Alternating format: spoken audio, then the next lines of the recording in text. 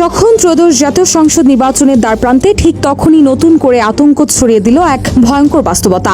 2024 সালের গণ অভ্যুত্থানের সময় লুট হয়ে যাওয়া হাজার হাজার আগ্নেয়াস্ত্র ও লাখ লাখ রাউন্ড গোলা বারুদের বড় অংশ এখনো অধরায় রয়ে গেছে।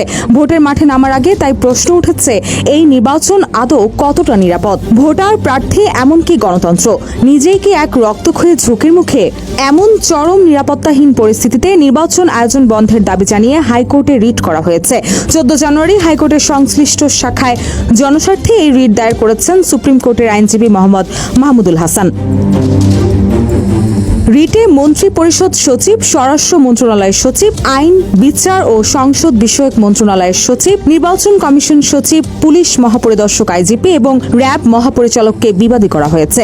রিট আবেদনে বলা হয়েছে, বিভিন্ন গণমাধ্যমের তথ্য অনুযায়ী 2024 সালের গণ অভ্যুত্থানের সময় দেশের বিভিন্ন থানা ও আইন শৃঙ্খলা রক্ষাকারী বাহিনীর কার্যালয় থেকে 5,750টি আগ্নেয়াস্ত্র এবং 6,51,609 রাউন্ড গোলাবারুদ লুট হয়ে যায়। অত্যন্ত উদ্বেগের বিষয় হলো, সরকার এসব অস্ত্র উদ্ধারে পুরস্কার ঘোষণা করা সত্ত্বেও এর একটি উল্লেখযোগ্য অংশ এখনও উদ্ধার করা সম্ভব হয়নি। এতে আরো বলা হয়েছে, এই বিপুল পরিমাণ অবৈধ অস্ত্র সন্ত্রাসীদের হাতে থাকায় আসন্ন সংসদ নির্বাচনে ভোটার ও প্রার্থীদের জীবন চরম হুমকির মুখে পড়েছে। এরই মধ্যে ঢাকা 8 আসনের সংসদ সদস্য পদপ্রার্থী শরীফ ওসমান হাদি সন্ত্রাসীদের গুলিতে নিহত হওয়ার ঘটনা প্রমাণ করে যে অবৈধ অস্ত্র উদ্ধার না হলে এই নির্বাচন রক্তক্ষয়ী হবে। এছাড়া নির্বাচন কমিশনার অবসরপ্রাপ্ত ব্রিগেডিয়ার আবুল ফজল মোহাম্মদ সানাউল্লাহ বক্তব্য দিয়েছেন, নির্বাচনের আগে অবৈধ অস্ত্র উদ্ধার করা অত্যন্ত জরুরি।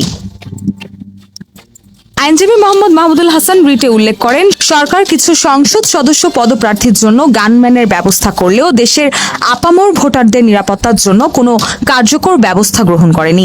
এই অবস্থায় লুট হওয়া অস্ত্র উদ্ধার না করে নির্বাচনের আয়োজন করা হলে তা বাংলাদেশ সংবিধানের 32 অনুচ্ছেদ অনুযায়ী ভোটার ও প্রার্থীদের মৌলিক অধিকার অর্থাৎ জীবনের অধিকারের চরম লঙ্ঘন হবে। তাই রিট আবেদনে লুট হওয়া সব আগ্নেয়াস্ত্র ও গোলাবারুদ উদ্ধার না হওয়া পর্যন্ত এবং নির্বাচনের নিরাপদ পরিবেশ নিশ্চিত না হওয়া পর্যন্ত আসন্ন জাতীয় নির্বাচন স্থগিত রাখার নির্দেশনা চাওয়া হয়েছে।